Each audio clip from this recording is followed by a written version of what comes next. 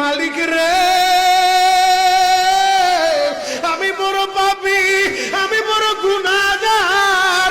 ও দয়ার আল্লাহ, আমি 10 বছর তোমার গোলামি করি নাই, আমি 20 বছর গোলামি করি নাই। আল্লাহ আজকে মনিরুল ইসলাম শরীয়তপুরী আমার ভাই শোনা গেছে তোমারে বন্ধু বানাইলে ওই জান্নাত পাওয়া যাবে। মালিক রে তুমি আমারে দাও না মাফ কইরা। যুবক রে যদি কেউ আল্লাহরে বন্ধু বানাইতে পারে তার কোনো আর চিন্তা নাই, তার চিন্তার কারণ নাই গো বাবা।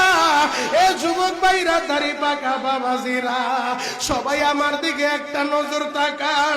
এই যে দেখেন আমি হাতের ভিতরে আহারে টিস্যু দিয়া কাফনের মতো একটা দৃশ্য বানায় ফেললাম। এমন একটা কাপড় আপনার শরীরে একদিন উঠে যাবে, আমার শরীরও একদিন উঠে যাবে। ও চেয়ারম্যান ভাইরা, ও মেম্বার ভাইরা, ও নেতা ভাইরা, ও আলেম ভাইরা, এখন কাঁদতে বলছি শুধু কাঁদবা। জীবনে কত জায়গায় আমরা গোসল করলাম।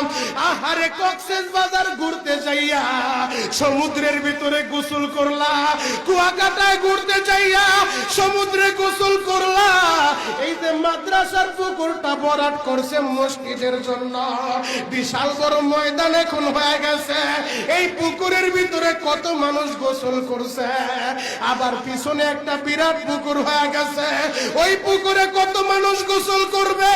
ও সোনামুখীর বাবা গো, তোমার বাড়িতে নিজের টিউবওয়েলে কতদিন তুমি গোসল করছো, তোমার বাড়িতে দামি একটা গোসলখানা বানাইছো, বিদেশি ঝর্ণা লাগাইছো, ওই ঝর্ণার পানি দিয়ে তুমি আর আমি গোসল করি।